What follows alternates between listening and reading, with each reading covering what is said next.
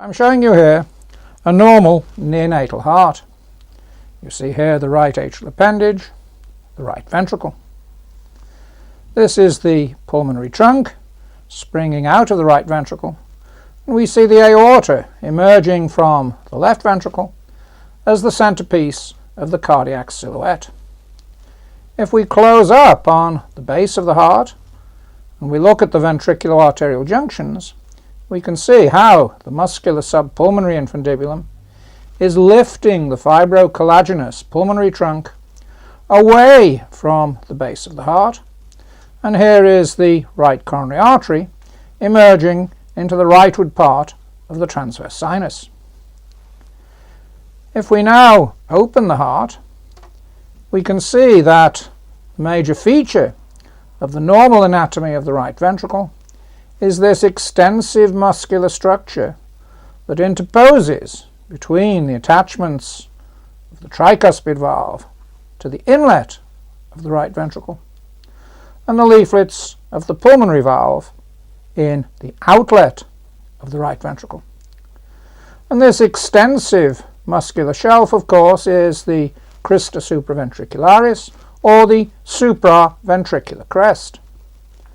Now, if we look at it very carefully, we see that it inserts here between this second prominent muscular structure on the septal surface of the right ventricle. This is the septomarginal trabeculation, or the septal band. And we see that it has a body, it has a postero-inferior limb that gives rise to the medial papillary muscle, and it has a superocephalad limb that runs up to reach the leaflet of the pulmonary valve. And we can see that the supraventricular crest inserts between the limbs of the septomarginal trabeculation. We'll look in a little more detail at the precise structure of this union in a larger heart very shortly. But at this stage, let me also point out to you these trabeculations here on the anterocephalad surface of the subpulmonary infundibulum. These are the septoparietal trabeculations, and they run all the way down to the apex of the right ventricle. Indeed, the extension to the medial papillary muscle from the septomarginal trabeculation, the moderator band, is but one of this extensive series of septoparietal trabeculations.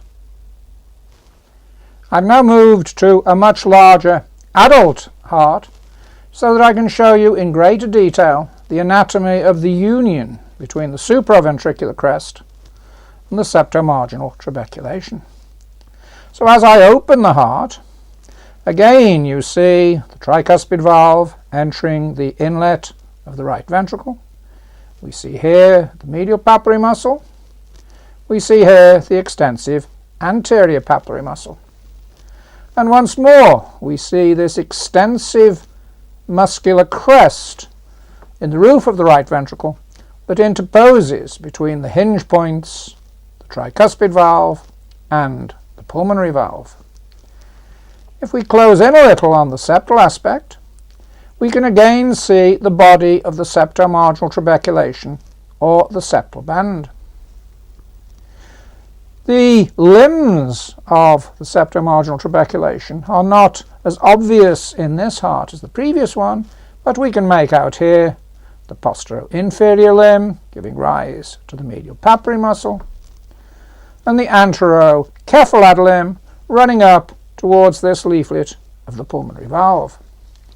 But what this heart does permit me to show you is that this extensive muscular shelf here is no more than the inner curvature of the heart. Because you see, I'm able to dissect in this heart this extensive tissue plane between the pulmonary trunk and the aorta. And if we look carefully in here, we can see the freestanding subpulmonary infundibulum that lifts the trunk itself away from the base of the heart.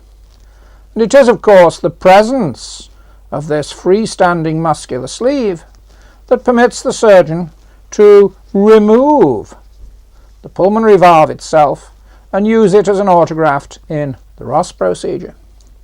So if I pass my finger into this tissue plane and then I pass a needle through this area close, here you see, to the Y of the septomarginal trabeculation or the septal band, and then I pass the needle through the wall of the heart.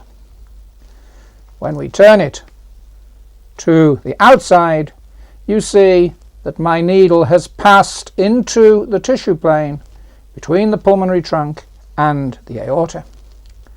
And that shows us that the larger part of this muscular supraventricular crest is no more than the inner heart curvature separating the leaflets of the pulmonary valve from the leaflets of the tricuspid valve.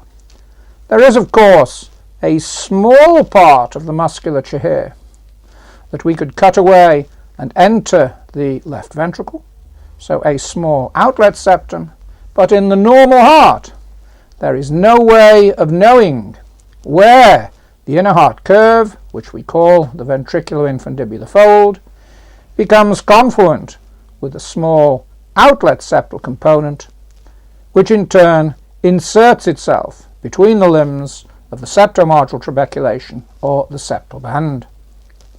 The other feature we can see in this heart is the septoparietal trabeculations, and as we see, these are no more than freestanding trabeculations running from the anterosuperior surface of the septomarginal trabeculation to the parietal wall of the right ventricle.